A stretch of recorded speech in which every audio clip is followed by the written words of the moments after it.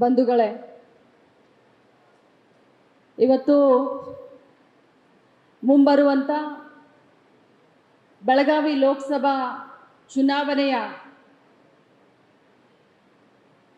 ಒಂದು ಉತ್ತರ ಕ್ಷೇತ್ರದ ಪೂರ್ವಭಾವಿ ಸಭೆಯಲ್ಲಿ ಉಪಸ್ಥಿತರಿರುವಂಥ ನಮ್ಮ ಜಿಲ್ಲಾ ಉಸ್ತುವಾರಿ ಸಚಿವರು ಆದಂಥ ಶ್ರೀ ಸತೀಶಣ್ಣ ಜಾರಕಿಹೊಳಿ ಅವರೇ, ನಮ್ಮೆಲ್ಲರ ಹಿರಿಯರು, ನಮ್ಮ ಮಾರ್ಗದರ್ಶಕರು ಆದಂಥ ಮಾಜಿ ಮಂತ್ರಿಗಳಾದಂಥ AB ಪಾಟೀಲ್ ಸಾಹೇಬ್ರೆ, ಉತ್ತರ ಮತಕ್ಷೇತ್ರದ ಜನಪ್ರಿಯ ಶಾಸಕರು ಸಹೋದರರಾದಂಥ ರಾಜು ಸೇಠ್ ಅವರೇ,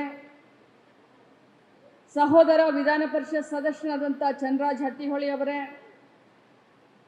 ಲೋಕಸಭಾ 2024 ಕಾಂಗ್ರೆಸ್ ಪಕ್ಷದ ಅಧಿಕೃತ ಅಭ್ಯರ್ಥಿಯಾದಂಥ ಮೃಣಾಲ್ ಹೆಬ್ಬಾಳ್ಕರ್ ಅವರೇ, ಮಾಜಿ ಮಂತ್ರಿಗಳು ಹಿರಿಯರಾದಂಥ ಶಶಿಕಾಂತ್ ನಾಯಕ್ ಅಣ್ಣನವರೇ, ಬ್ಲಾಕ್ ಅಧ್ಯಕ್ಷರುಗಳಾದಂಥ RP ಪಾಟೀಲ್ ಅವರೇ, ಇನ್ನೋರ್ವ ಬ್ಲಾಕ್ ಅಧ್ಯಕ್ಷರಾದಂಥ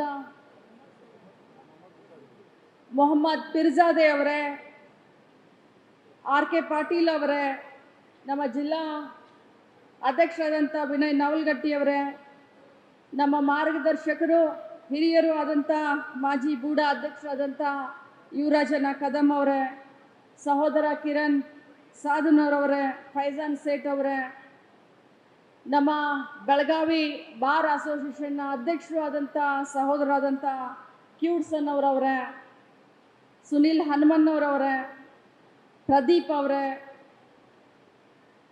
ಬಹಳಷ್ಟು ಜನ ನಮ್ಮ ನಾಯಕರಿದ್ದಾರೆ.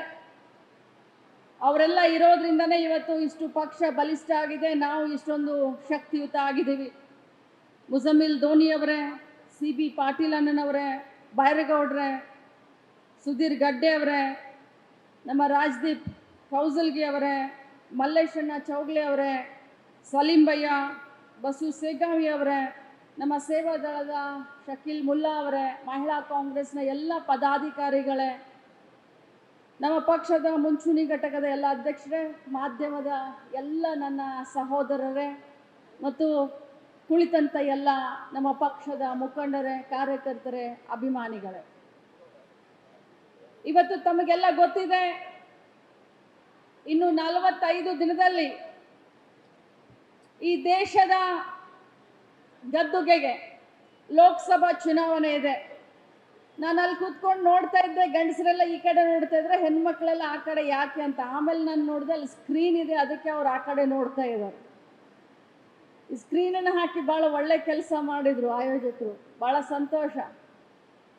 ಬಂಧುಗಳೇ, ಬೆಳಗಾವಿ ಲೋಕಸಭಾ ಚುನಾವಣೆ ಹಾಗೂ ಚಿಕ್ಕೋಡಿ ಲೋಕಸಭಾ ಚುನಾವಣೆ ಬಹಳಷ್ಟು ಮಹತ್ವವನ್ನು ಇಡೀ ರಾಜ್ಯದಲ್ಲಿ ಪಡೆದಿವೆ.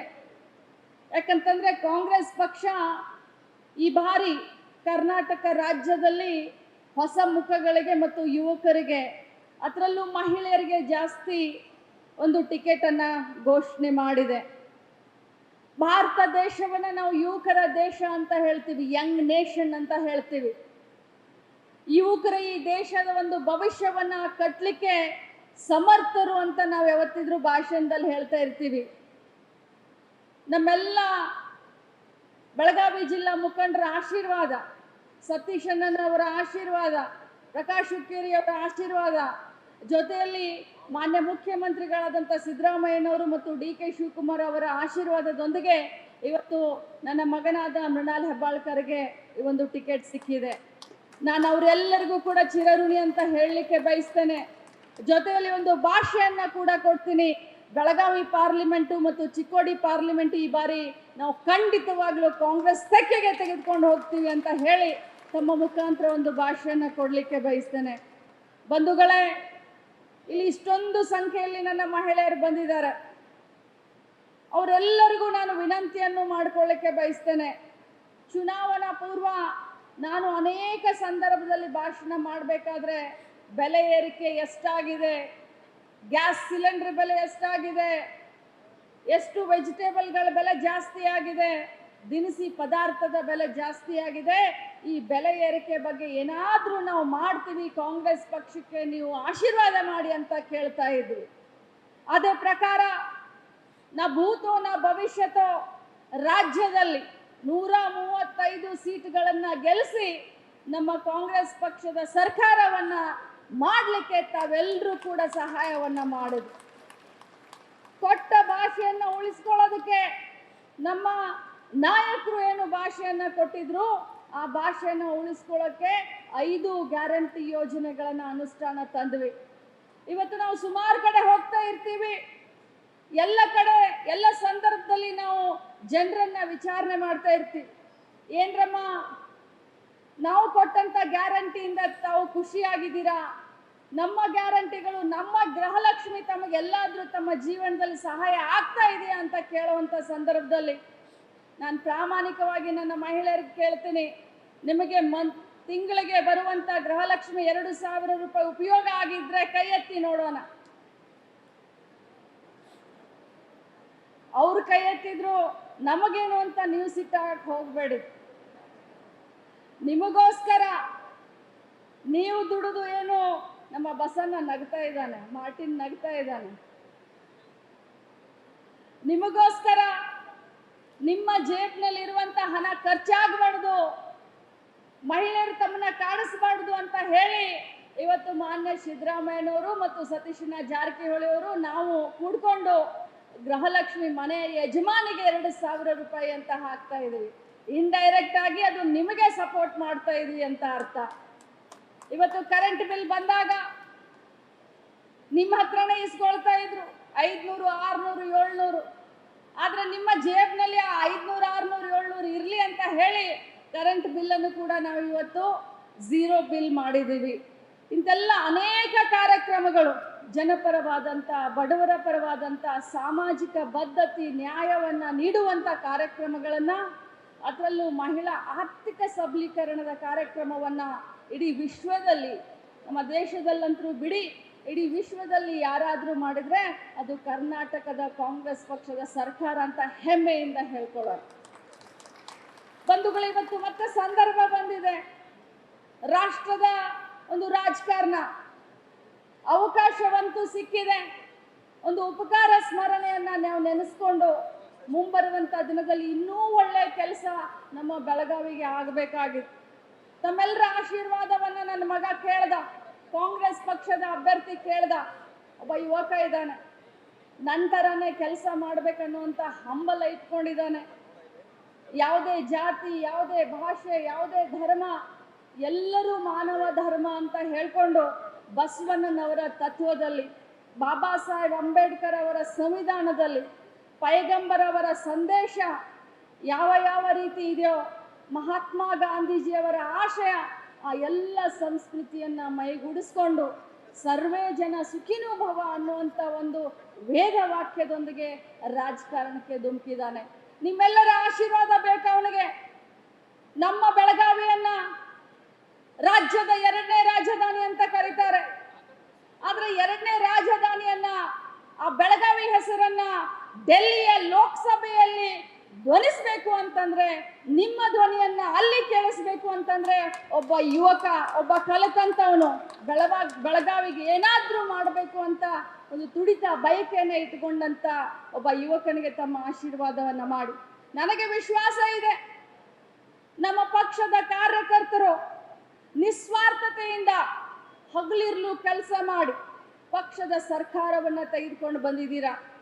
ನನಗೆ ವಿಶ್ವಾಸ ಇದೆ, ಇವತ್ತು ಚಿಕ್ಕೋಡಿಯಲ್ಲಾಗಿರಬಹುದು, ಇವತ್ತು ಬೆಳಗಾವಿಯಲ್ಲಾಗಿರಬಹುದು, ನಮ್ಮ ಪಕ್ಷದ ಅಭ್ಯರ್ಥಿಯನ್ನ ಗೆಲ್ಲಿಸ್ಲಿಕ್ಕೆ ತಾವೆಲ್ಲರೂ ಕೈ ಜೋಡಿಸ್ತೀರಾ, ಸಹಕಾರ ಮಾಡ್ತೀರಾ ಅನ್ನುವಂಥ ವಿಶ್ವಾಸ ನನಗಿದೆ. ಬಂಧುಗಳೇ, ಮುಂಬರುವಂಥ ದಿನದಲ್ಲಿ ಇನ್ನು 4 ವರ್ಷ ನಮ್ಮ ಸರ್ಕಾರ ಕರ್ನಾಟಕ ರಾಜ್ಯದಲ್ಲಿ, ಇನ್ನು 4 ವರ್ಷ ನಾವು ಮಂತ್ರಿಯಾಗಿ ಇರ್ತೀವಿ. ಸತೀಶಣ್ಣ ಜಾರಕಿಹೊಳಿ ಅವರ ನಾಯಕತ್ವದಲ್ಲಿ ಈ ಬೆಳಗಾವಿ ಪಾರ್ಲಿಮೆಂಟ್ ಅನ್ನ ಅತ್ಯಂತ ಉತ್ತುಂಗಕ್ಕೆ ತೆಗೆದುಕೊಂಡು ಹೋಗೋಣ ಅನ್ನುವಂಥ ಭಾಷೆಯನ್ನ ಈ ಸಂದರ್ಭದಲ್ಲಿ ಕೊಡ್ಲಿಕ್ಕೆ ಬಯಸ್ತೇನೆ.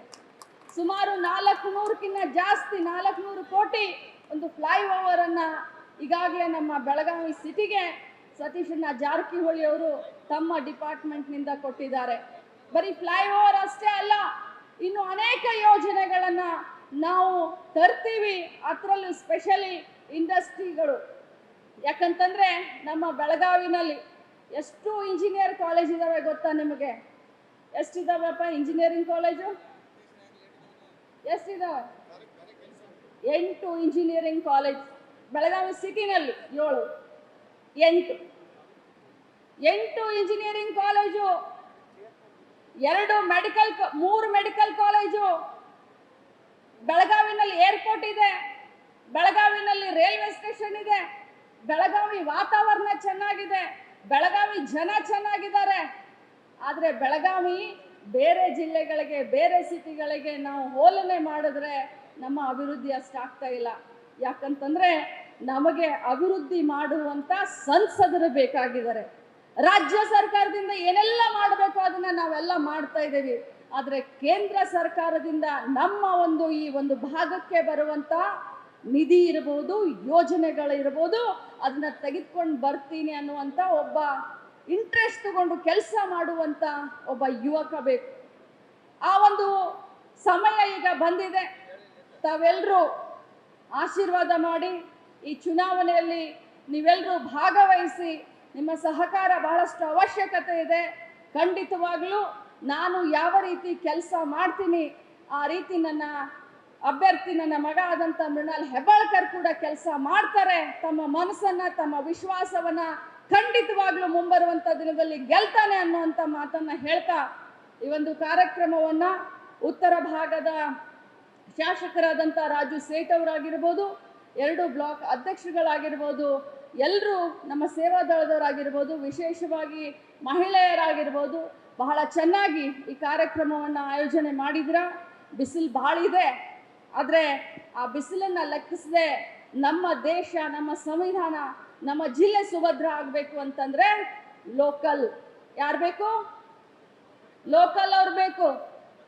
ಅದನ್ನ ನೀವು ವಿಚಾರ ತಮ್ಮ ಮನಸ್ಸಿನಲ್ಲಿ ಇಟ್ಟುಕೊಂಡು ಬೆಳಗಾವಿಯ ಮಗನಿಗೆ, ಯಾರಿಗೆ ಕೇಳಿಸ್ತಾ ಇಲ್ಲ, ಬೆಳಗಾವಿ ಮಗನಿಗೆ ಹೇಳಿ ನೋಡೋಣ. ಯಾರಿಗೆ ಹೇಳಿ? ಯಾರಿಗೆ? ತಮ್ಮ ಆಶೀರ್ವಾದ ಮಾಡಿ ಅಂತ ಹೇಳ್ತಾ ನನ್ನ ಮಾತನ್ನು ಮುಗಿಸ್ತೀನಿ. ಜೈ ಹಿಂದ್, ಜೈ ಕಾಂಗ್ರೆಸ್. ನ್ಯೂಸ್ ಫಸ್ಟ್, ನಿರ್ಭೀತಿಯಿಂದ ನಿಮ್ಮ ಪರವಾಗಿ.